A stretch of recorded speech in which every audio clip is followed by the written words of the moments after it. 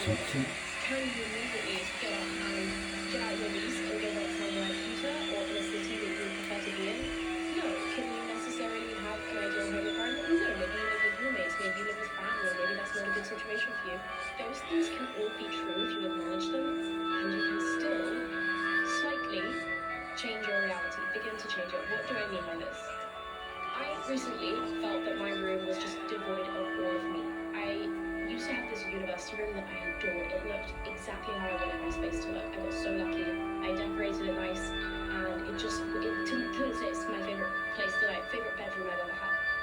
I'll put it in a picture. I recently have just been thinking about that space a lot and how good I felt with it, and I wanted to get back to that. So what did I do? I went to the charity shop, and I found this little metal rack. I'll put in a picture. And I think it's a record holder, it's what I've been using it for, so that I could display my records in my room, and now my room feels more like a space that reflects my vibe. And I also bought a record player of Opera, this website that I fucking love. I think it's only in America. It's basically like Facebook Marketplace, but just another platform for it, and it's kind of easy to use, little Opera ad noism, but anyways, and now my room reflects me so much more, and it feels so much better being there. I feel a bit more inspired. I feel just happier being in there. And by the way, the record holder wrap cost me like 90 cents. And the record player that I got as well, I think it was like $15. And she gave it to me with a whole metal stand. So for it to go on, it was great. I picked up from this girl, and she was really nice actually. It was really nice interaction. So I got a record wrap, and I got an entire stand, and I got to meet a nice girl when I picked up the record. Like, it was great, great day for me.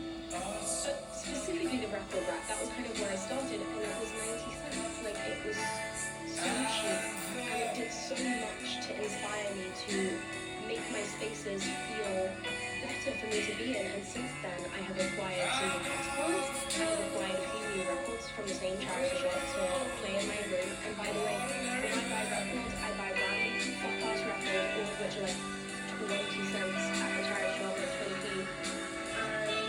I like covers, like clarinet string covers, like strings, clarinet, saxophone type shit covers of big songs. There's so many of them at thrift stores, and I put them on in the morning, my morning rituals when I wake up, and it just like sets this energy in my room, which brings me back to myself, and it ties in with like now my room is more aesthetically neat, and I'm listening to new random saxophone covers of the music bitch, and I do this for what, $5? Like, this is that's it.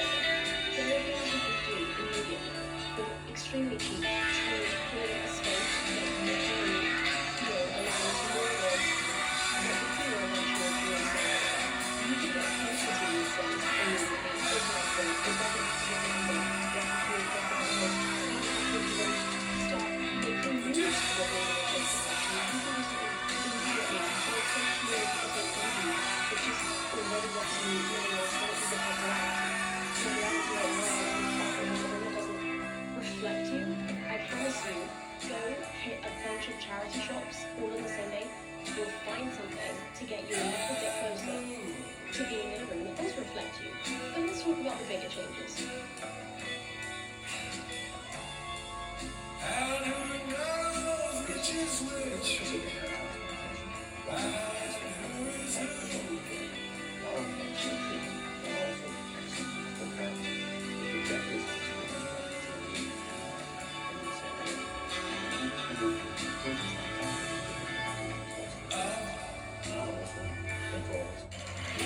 The HR admin beast is preparing to take your business.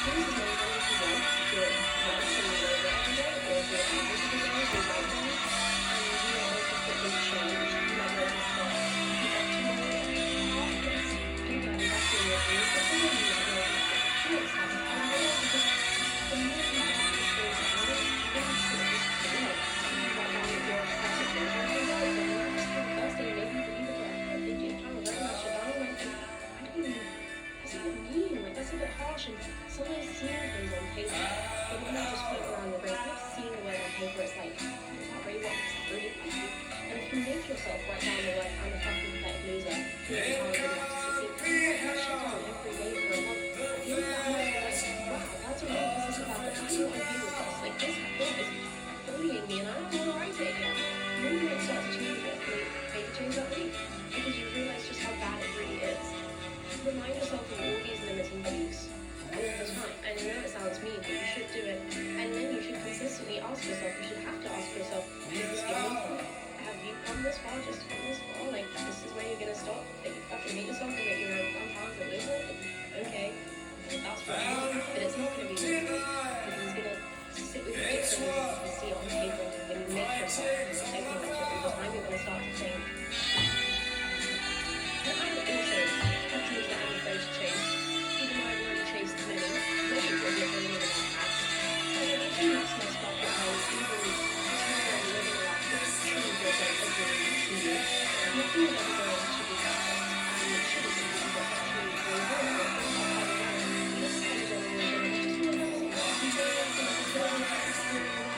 I think someone wrote that on the street talk was like, even if I was going to learn something that's and then you make business and it earns millions and fucking billions at such a young age.